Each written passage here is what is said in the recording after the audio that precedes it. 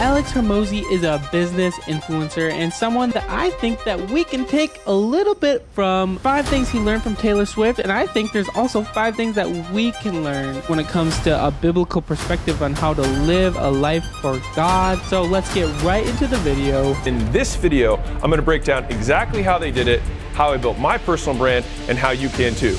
And yes, that's you. me. My close friend Taylor Swift has built one of the top 20 net worths of self-made women and has one of the single strongest personal brands as a woman in existence today. And here are 5 things that I learned from what she's done in building her brand that I use for me. The first thing that I learned from her, longevity. Do you know how old she was when she made her first song?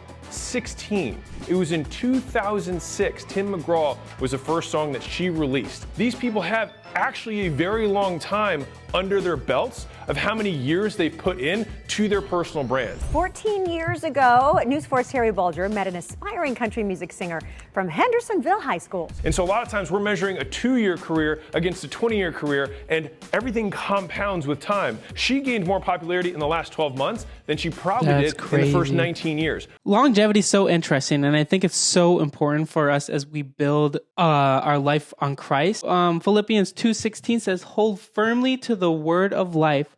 Then on the day of Christ's return, I will be proud that I did not run the race in vain and that my work was not useless." And a lot of times we want instant gratification. We want God to bless us without working hard, without being diligent and into the season that he has for us. Sometimes God puts us into certain situations so that he shapes and molds us into the person that he wants us to be, and it's not going to be right away. So the longer you do something, the more you have done. Because if I post once a week for a year versus once a week for 10 years, it's talking about 520 videos versus 52 videos. So I'm going to have all of the compounding of all those other videos that are going to be bringing people to my world that whole time, plus 520 reps of being good at that thing. And just to give you some numbers around this, my first year of posting videos on YouTube, I gained a total of 88,000 subscribers. The second year, I gained over 600,000 subscribers. And so far this year, I've done over 1.1 million subscribers. Doing the same thing over and over in a lot of quantity can apply in your spiritual life as well. You can't just read the Bible once and expect to even have a deep relationship with Jesus. But if you do it over and over every single day, if consistently over time, you're going to have a lot stronger relationship with Jesus than if you didn't before. The second thing that I learned is scaling the unscalable. So she has famously been known for appearing randomly at some of her fans' weddings.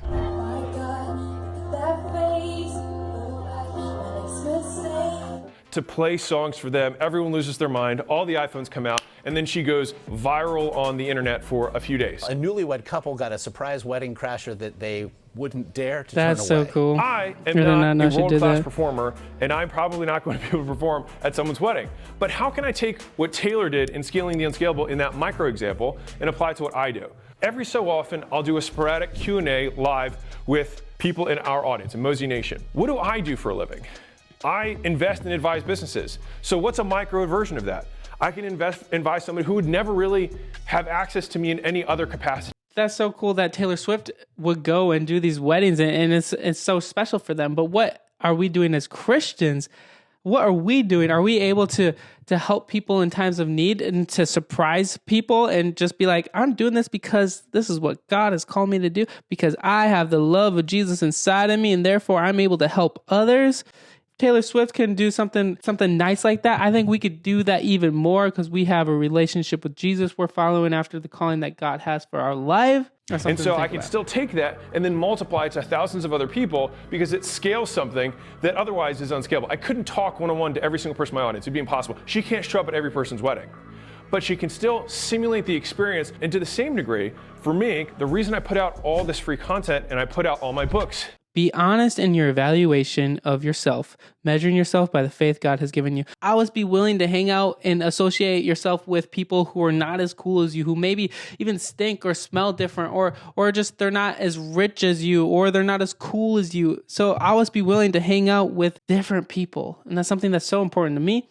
I think it should be so important to you. Even in her songs themselves, she showcases her heart and her looking like the fool or the crazy person more times than not. And so what happens is she becomes still, despite being the superstar that she is, relatable at the lowest level to the girl that's still singing in her hairbrush into the mirror, because they experience the same feelings Taylor does. The many flaws and pitfalls and heartbreaks that she's had over her entire career, and just showing them to the public rather than trying to hide them. Taylor then, instead of having something that's so true about her music, she seems to show some vulnerability. At least for us, we need to know, like, we are not that great. We know that we are saved because of Jesus, not because of ourselves. If we want to even be effective for the gospel, I think one of the most important things is our story. Sharing the gospel, sharing what God did in our life, sharing the gospel, what he did in your life will be so much more effective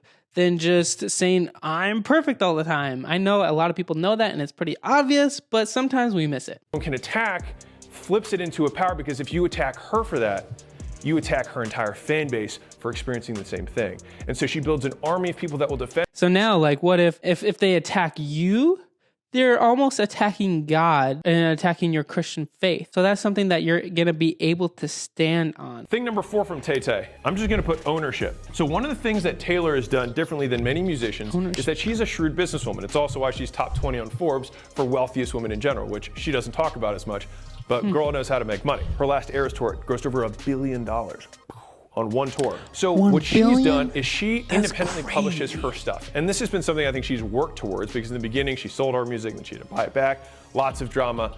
But she has moved towards this action. And because now she has more money and she has more leverage, because she has such a big audience, she can negotiate different deals that other people wouldn't be able to. Now it's like, okay, Alex, well, how do I do something like that? Or how did you do something like that? Right off the bat, I could have gone to a regular publisher to publish all my books. Like, that would have been pretty. Galatians 6:9-10 says, so let's not get tired of doing what is good. At just the right time, we will reap a harvest of blessings if we don't give up. That's so good. And that can apply to even longevity. Was shifting identity. Now, a different way of saying this is that her brand has shifted over time. Yeah, she's gone from a country music player to the girl who chases boys and gets her heart broken, to then just becoming this powerful woman today. And so she's shed her identity multiple times and transformed her brand multiple times into what it is today.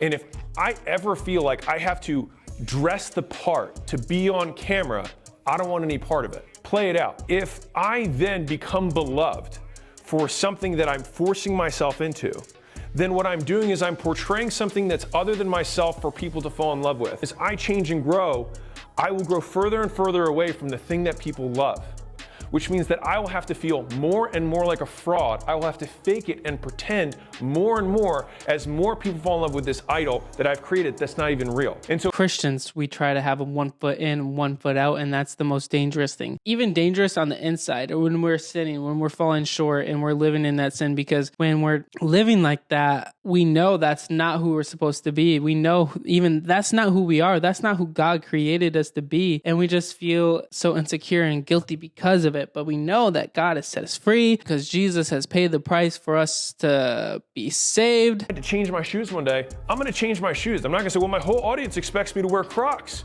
I don't wear Crocs, by the way, anymore. I think this is one of the I wear Crocs beautiful things that creators have, and then us as individuals have. It's embracing who you are, which I think she's done unbelievably well. I think there's so many successful habits that we can take from other people, which also I think a lot of them go along with what the Bible says. Galatians 6:9-10 says, so let's not get tired of doing what is good. At just the right time, we will reap a harvest of blessing if we don't give up. Therefore, whenever we have the opportunity, we should do good to everyone, especially to those in the family of faith. So I hope you guys like this video. Please like and subscribe, and I'm hopefully going to be posting more. Peace.